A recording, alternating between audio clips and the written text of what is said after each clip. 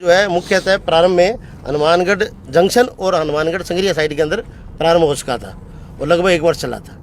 तत्पश्चात जून 2019 के अंदर हमारे अतिरिक्त मुख्य सचिव महोदय को एक किसी व्यक्ति ने शिकायत प्रेषित की, जिन्होंने ये लिखा कि साहब इसके ऊपर जो इंटरसेक्शन बन रहा है उसके ऊपर इन्होंने रोड सेफ्टी ऑडिट नहीं कराई और उस पर दुर्घटना होने की संभावना है, इसकी जांच की जाए। इसके रेफरेंस के अंदर मुख्य अभियंता कार्यालय से 2 वरिष्ठ सदस्यों की एक टीम बनाई गई, तकनीकी सदस्यों की, जो SC एंड अबोव लेवल के अधिकारी थे, और साथ में ही उस समय PPP परियोजना जो है हनुमानगढ़ से अबोर, इसका कार्य चल रहा था। इसके ऊपर मुंबई के जो CRRI सर्टिफाइड रोड ऑडिटर हैं, सेफ्टी ऑडिटर हैं, वो नियुक्त थे। उनको अलग से आदेश दिया गया कि इसकी रोड सेफ्टी ऑडिट करें। उन दोनों व्यक्तियों द्वारा और टीमों द्वारा जो है जुलाई के महीने के अंदर यहाँ पे फील्ड विजिट किया गया। फील्ड विजिट कर कर के यहाँ की जगह की उपलब्धता, विशेष परिस्थिति, यहाँ विशेष परिस्थिति मैं इसलिए कह रहा हूँ कि यहाँ पे जो रेलवे लाइन है और जो हनुमानगढ़ से संगरिया रोड है वो बिल्कुल एक दूसरे के साथ चिपकती है, अर्थात वहाँ घूमने के लिए पर्याप्त दूरी नहीं है। और ये चौराहा जो है, जिसको चौराहा कह रहे हैं सभी अपने, ये 25 बाई 25 मीटर का ही टोटल स्थान है यहाँ पर, ठीक है। जिसकी वजह से पहले भी हनुमानगढ़ टाउन से अबोर जाने वाले साधनों के साथ साथ में यहाँ पर जो हनुमानगढ़ टाउन से संगरिया साइड जाते थे या आते थे, वो वाहन भी इस फाटक पे जाम के कारण रुक जाते थे, क्योंकि यहाँ पर पर्याप्त जगह उपलब्ध नहीं है। इसी समस्या को सुलझाने के लिए इसका डिजाइन बनाया गया था और इसको तदनुसार किया गया था। इसके अतिरिक्त एक तथ्य और बता दूं कि हनुमानगढ़ जंक्शन से अबोर रोड जो बन रही थी उसके अंदर इसका प्रावधान नहीं लिया गया था, तो उसके अंदर ये लिखा गया था सरकार द्वारा कि हनुमानगढ़ जंक्शन से संगरिया अबोर साइड जाने के लिए जो है वो अपना ये ROB केंद्रीय सड़क निधि परियोजना के अंदर स्वीकृत है और उसके द्वारा इसको फैसिलिटेट किया जाएगा। उन्हीं सब तथ्यों के हिसाब से उसका तदनुसार डिजाइन बनाया गया था। उसके बाद में जो 2 सदस्यीय कमेटी और रोड सेफ्टी ऑडिटर था, उन्होंने अपनी दोनों ने फील्ड विजिट कर अपनी रिकमेंडेशन मुख्य अभियंता कार्यालय को प्रस्तुत की जुलाई 2019 के अंदर, जिसके अंदर उन्होंने इस कॉन्फ्लिक्ट को अवॉइड करने के लिए इस ROB के अलावा जो भी फाटक पार नहीं कर रहे हैं, वो ट्रैफिक तो पहले से ही नीचे से मूवमेंट था, उसको उन्होंने सही माना। जो फाटक के ऊपर से दूसरी तरफ जाना था उसमें से उन्होंने डायरेक्ट कॉन्फ्लिक्ट को अवॉइड करने के लिए इस ROB का जो मीडियन था उस मीडियन को एक्सटेंड करने के लिए अपना एक उन्होंने इसके अंदर एक सुझाव रखा और इसके अतिरिक्त कुछ अन्य छोटे मोटे सुझाव दिए थे, जैसे कि जो ट्रैफिक अब यहाँ से डिस्टर्ब होगा या जो यहाँ पे इसके मीडियन के कारण से जिसको टर्न करना पड़ेगा, तो वो दोनों साइड में एंड में जा करके यू टर्न करके वापस आ सके। तो इसमें कंसेप्ट में कोई इशू नहीं है। कुछ लोगों द्वारा भ्रांति फैलाई जा रही है। हम यदि गुड़गांव जाते हैं, नवा जाते, दिल्ली जाते हैं, कहीं भी जाते हैं, तो वहाँ पर यदि हम गलती से किसी फ्लाईओवर पर चढ़ जाते हैं तो 4 से 5 किलोमीटर के बाद में हमें घूम के आना पड़ता है, ठीक है। यहाँ तो मात्र 400 मीटर की दूरी है, जिसके ऊपर से जा करके उस ट्रैफिक मूवमेंट प्लान को उसके हिसाब से प्लान किया गया था, ठीक है। जो कमेटी के सुझाव थे और जो रोड सेफ्टी ऑडिटर के सुझाव थे, रोड सेफ्टी ऑडिटर CRI से जो सत्यापित है, उनसे कोर्स किया हुआ मुंबई के रोड सेफ्टी ऑडिटर थे, ठीक है।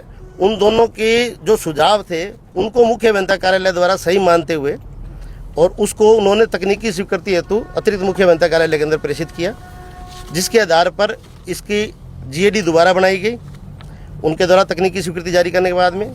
फिर उस GAD के ऊपर जो है रेलवे द्वारा दोबारा स्वीकृति जारी की गई।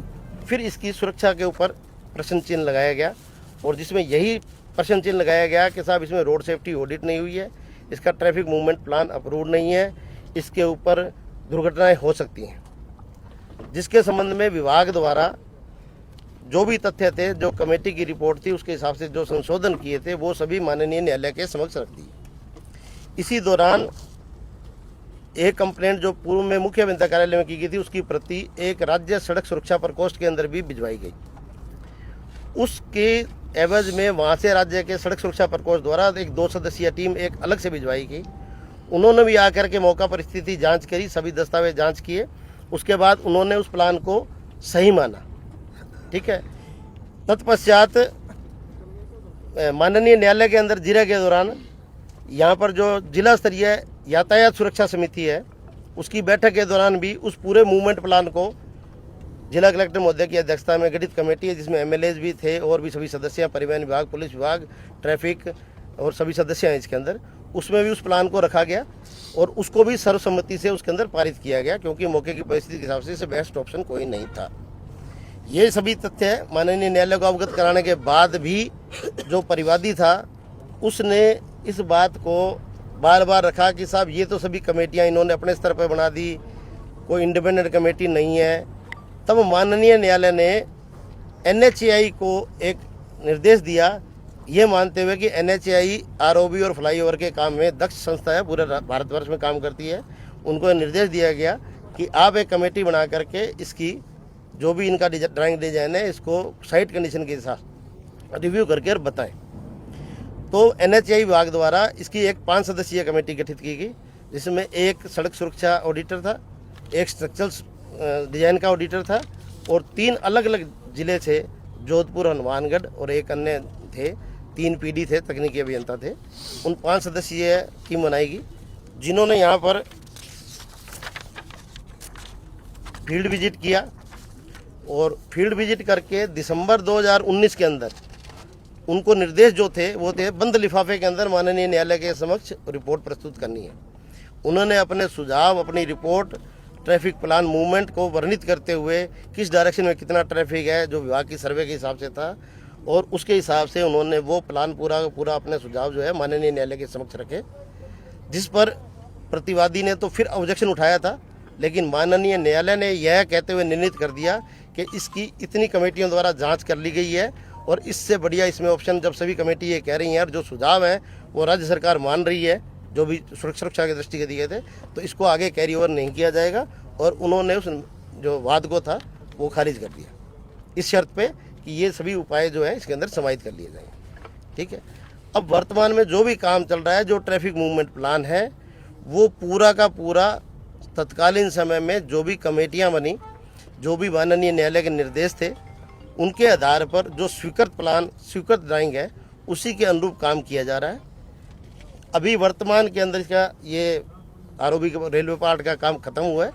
अभी इस पर जो भी सड़क सुरक्षा उपाय हैं, बोर्ड हैं, लाइट्स हैं, या नीचे सिग्नलाइज जंक्शन है, या यहाँ पे दोनों तरफ आइलैंड बनने हैं, जिससे कि डायरेक्ट कुछ लोग कह रहे हैं कि दीवार में टक्कर मार देगा। आइलैंड से लेफ्ट साइड की मूवमेंट आपने 22 गोदाम या झोटवाड़ा के अंदर T जंक्शन देखे होंगे, वहाँ भी आइलैंड बना करके लेफ्ट साइड मूवमेंट अलाउ किया गया है। ठीक है, यहाँ सिर्फ ये है कि आमने सामने दोनों साइड से रास्ता होने के कारण ये भ्रांति फैलाई जा रही है कि साहब ये दीवार बना दी और रास्ता रोक दिया, जबकि ऐसा कुछ नहीं है। और जो स्वीकृत ट्रैफिक मूवमेंट प्लान है वो भी मैं आपको वर्णित कर दूं। हनुमानगढ़ टाउन और हनुमानगढ़ जंक्शन साइड से जिस व्यक्ति को अबोर साइड जाना है, अथवा अबोर साइड से हनुमानगढ़ टाउन अथवा संगरिया साइड जाना है, वो सभी इस ROB को, जहां बैठे हैं ये ROB स्थल है, इस ROB के ऊपर से होकर के निर्बाध रूप से आ जा सकते हैं। इसके अतिरिक्त हनुमानगढ़ टाउन, हनुमानगढ़ जंक्शन व संगरिया की तरफ आने जाने वाले वाहनों को, जिन्हें रेलवे लाइन पार नहीं करनी थी, उनको जाने के लिए पूर्ववत नीचे से रास्ता खुला रहेगा।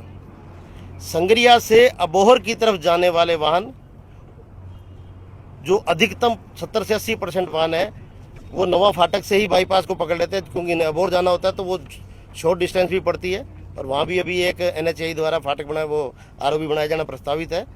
तो उसमें से 70 से 80% ट्रैफिक तो वहीं डाइवर्ट हो जाता है। 10 से 20% ट्रैफिक जिसे शहर के अंदर आना है, उसके आने के लिए वो यहाँ से टाउन साइड में जा करके यू टर्न लेकर के, एक यू टर्न का प्रावधान जैसा कि कोर्ट के निर्देशों में था, यू टर्न लेकर के अब इसके ऊपर से उपयोग करता हुआ अबोहर साइड में जा सकता है। इसी प्रकार आपका अबोहर से हनुमानगढ़ की जंक्शन की तरफ जाने वाले लोग हैं, उनके लिए जो अन्य विकल्प हैं कि बाईपास से होकर के मुख्य ROB, डिपो वाला ROB है, या गांधीनगर RUB है, या चूना फाटक है, उनसे तो जाने के हैं ये विकल्प। उसके अतिरिक्त यदि वो यहीं से जाना चाहता है तो उसके लिए उसको टाउन साइड में नीचे उतर करके यू टर्न लेकर के जाने के लिए प्रावधान उपलब्ध है। उसके अंदर सिर्फ ये 2 डायरेक्शंस हैं जिनको 400 से 450 मीटर की दूरी अतिरिक्त तय करनी पड़ती है। ठीक है, जो कि एक सामान्य दूरी है। अन्य स्थानों पर 4-4, 5-5 किलोमीटर दूर भी घूम करके आना पड़ता है।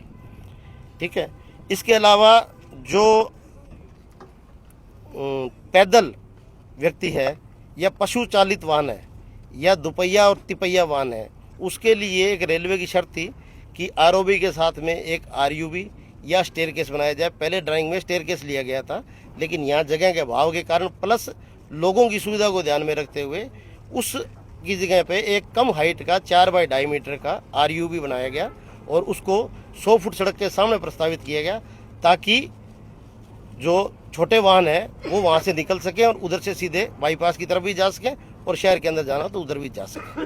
ठीक है, ये ट्रैफिक मूवमेंट प्लान जो है ये बाकायदा हमारा जो भी कमेटी है उनसे अप्रूव्ड है। ये NHAI की कमेटी की रिपोर्ट है। ये जिला स्तरीय यातायात प्रबंधन समिति में जो ट्रैफिक मूवमेंट प्लान हुआ है अप्रूव, वो सर्वसम्मति से अप्रूव किया गया। इसके पीछे पूरा प्लान हर एक डायरेक्शन का सबमिट किया हुआ है। ये यहाँ से अप्रूव्ड है। ये राज्य स्तरीय सड़क सुरक्षा प्रकोष्ठ से जो 2 सदस्यीय टीम आई थी उनकी रिपोर्ट है। ये जो विभागीय कमेटी बनाई गई थी उनकी रिपोर्ट है। ये रोड सेफ्टी ऑडिटर द्वारा जो रोड सेफ्टी ऑडिट की गई उनकी रिपोर्ट है।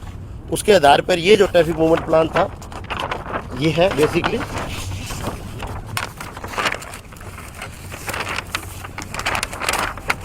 इसको छोटे रूप में देखना चाहें तो इसका छोटा रूप भी आम भाषा में समझने के लिए बना दिया, लेकिन अभी आप सबको यहाँ के रास्ते पता है तो मैंने मौखिक रूप से ही आपको बता दिया है कि है फ्लाईओवर की नहीं है।